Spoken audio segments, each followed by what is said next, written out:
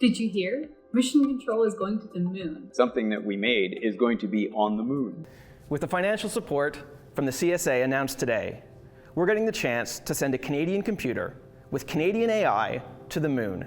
We're going to be participating in an international mission and fly a Canadian computer with Canadian AI to help a rover navigate. So one day, your software will be on the moon.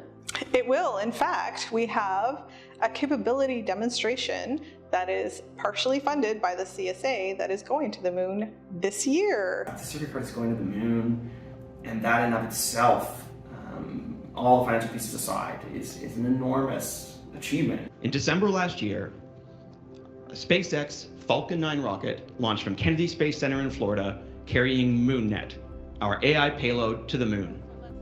When it lands at the end of April, it will be the first demonstration of deep learning beyond low Earth orbit and the first on the moon.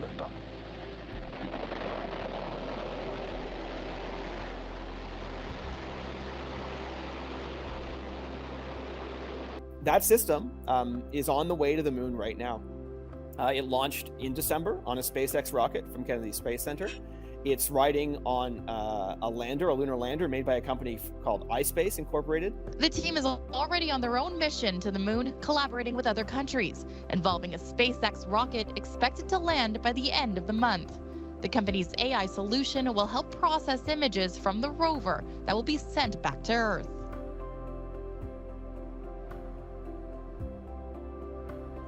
Now, after several months of operations in space, the first ever private lunar landing.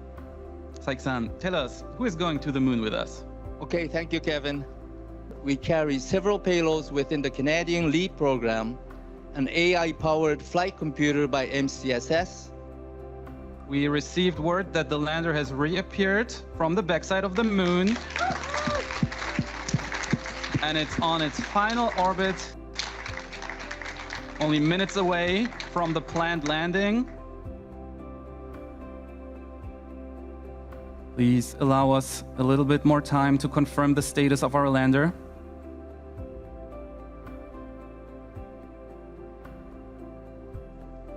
At this moment, we have not able to confirm successful landing on the lunar surface.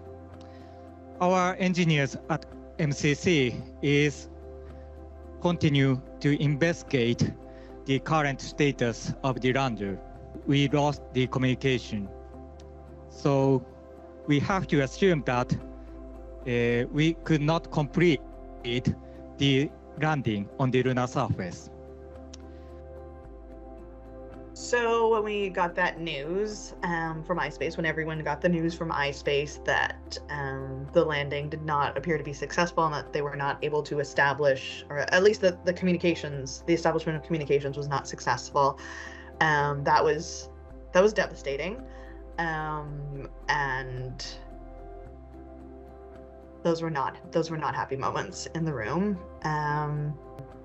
In small groups or whatever, a bunch of us just went right outside to go and just get fresh air and again, like, look up at the moon, and there were a lot of tears. The last few weeks have been pretty crazy to get here. The last few years, but the last few weeks in particular.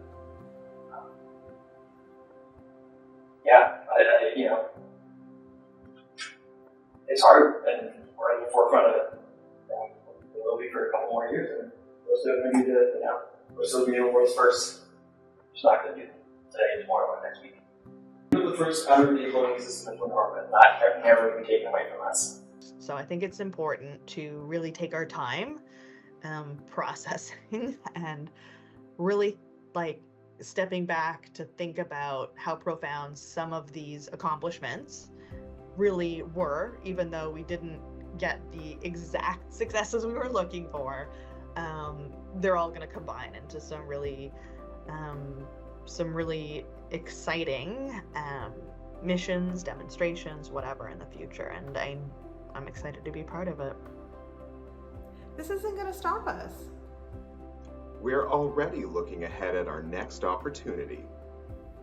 This is hard, and we're at the forefront of exploration, and we're going to stay there.